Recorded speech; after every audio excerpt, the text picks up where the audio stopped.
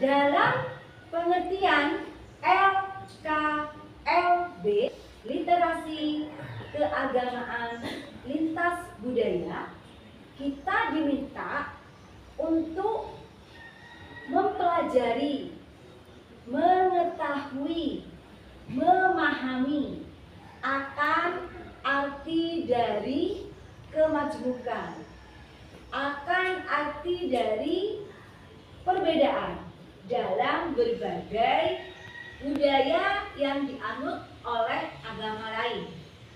Saya sebagai guru, kalian sebagai murid di MAMTS Nazatul Muta'alimin, tentunya dengan cara mempelajari, mengetahui, memahami bagaimana kebudayaan di agama Nasrani, di agama Hindu, di agama Buddha, dan di agama yang lain yang sudah diakui oleh negara kita, negara Indonesia. Kita tahu ada agama apa saja? Agama Islam, agama Hindu, agama Buddha, agama Kristen, agama Konghucu. Dari 5 agama yang sudah diakui dan diatur dalam Undang-Undang Negara Republik Indonesia, itu tidak menutup kemungkinan kemajmukan, ketidaksamaan berbagai model cara peribadatannya, berbagai model bagaimana mereka semua memiliki bentuk-bentuk peribadatan, termasuk misalkan kita mengenal bagaimana bangunan masjid, bagaimana bangunan gereja, bagaimana bangunan pura, bagaimana bangunan vihara, termasuk jikalau kita melakukan dialog dengan pemuka-pemuka dari agama tersebut. Artinya jikalau saya sebagai muslim berdialog dengan pemuka Kristen, yakni pastor misalkan, atau pendeta, yang bisa kita tanyakan bagaimana ritual kehidupan dalam peribadatannya, termasuk lebih-lebih di bulan puasa ini orang muslim akan melakukan puasa, apakah di umat agama lain melakukan puasa juga, seperti itu. Terus bagaimana tata cara ritual penyembahannya. Dan kalau kita tahu atau yang belum tahu sekalipun dalam bentuk simbolis, artinya kalau di Kristen itu ada yang menggunakan salib tanpa gambar Yesus gitu loh. Atau ada juga salib yang hanya memiliki tambahan gambar Yesus dan lain sebagainya. Nah, sebetulnya dalam kita mengenal seseorang, entah dalam lingkup ruang kelas, entah dalam lingkup sekolah, ataupun di keluarga kita sendiri, apalagi di luar umum, ya di masyarakat, itu kan sebetulnya sama-sama dengan pembelajaran pengenalan karakter seseorang ya.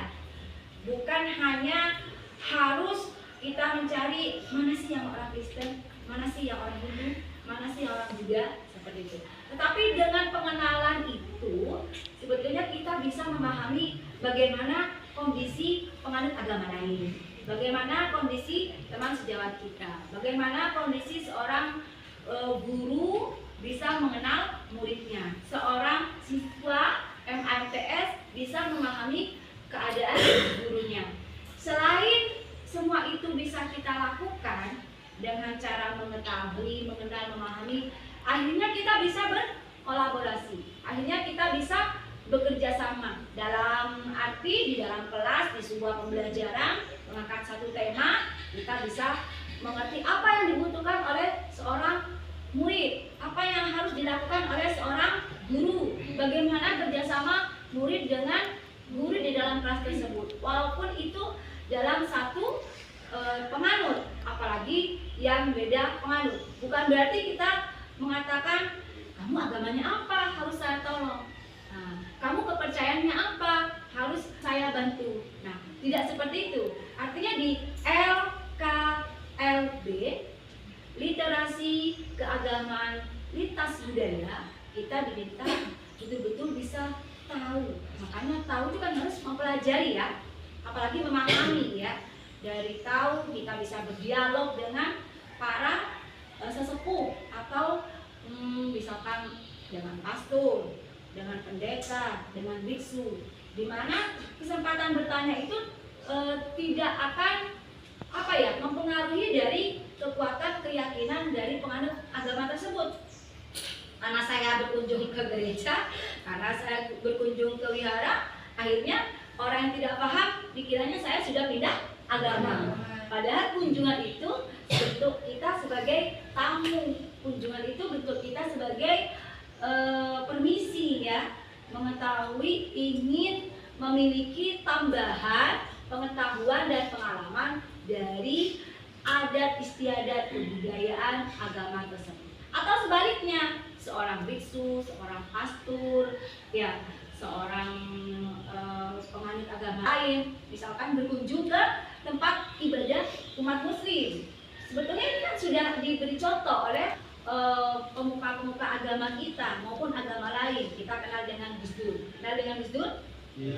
Nah, ada fotonya di sini. Nah, beliau Gus Dur juga mengajarkan tentang bagaimana kita bisa menghargai seseorang, bagaimana kita bisa mencintai seseorang, bagaimana kita bisa berkolaborasi, bekerja sama dengan seseorang. Seseorang itu bukan hanya memikirkan agamanya sendiri, tetapi seseorang yang dianggap, yang dimaksud adalah bisa bekerja sama, berkolaborasi, bisa menghargai, bisa saling mencintai, mengenal dan mengetahui, memahami kondisi seseorang walaupun itu berlainan agama, berlainan kepercayaan. Bukan harus kamu bukan orang Islam, gak bisa saya tolong, ya. Ternyata kamu orang Kristen, ya udah, nggak jadi saya tolong. Bukan seperti itu, ya.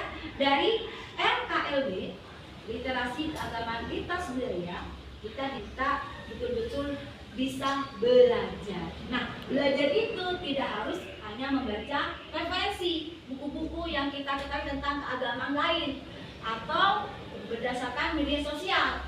Misalkan kita mencari di Google, apa sih, bagaimana sih umat Kristen itu, gitu. Bagaimana dan apa sih pura itu misalkan. Tetapi lebih nyamannya jikalau kita melakukan bentuk aksi, yakni berupa kunjungan ke tempat peribadatan rumah agama lain. Misalkan saya atau kita, pokoknya saya tetap optimis. Mari kita terus meminta kepada Allah agar diberi kesempatan apa? Diberi kesempatan untuk bisa melakukan kunjungan ke gereja, ke pura, ya, benar kan? Kunjungan ke penganut agama lain, sehingga tidak ada batasan dalam otak dan hati kita. Gimana kamu jadi yang takmir kok kunjungan ke gereja? Jangan ya. Kita tuh orang berpendidikan.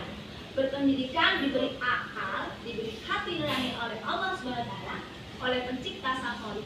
Urusan keimanan itu urusan seseorang dengan Tuhannya, ya, bukan urusan kita.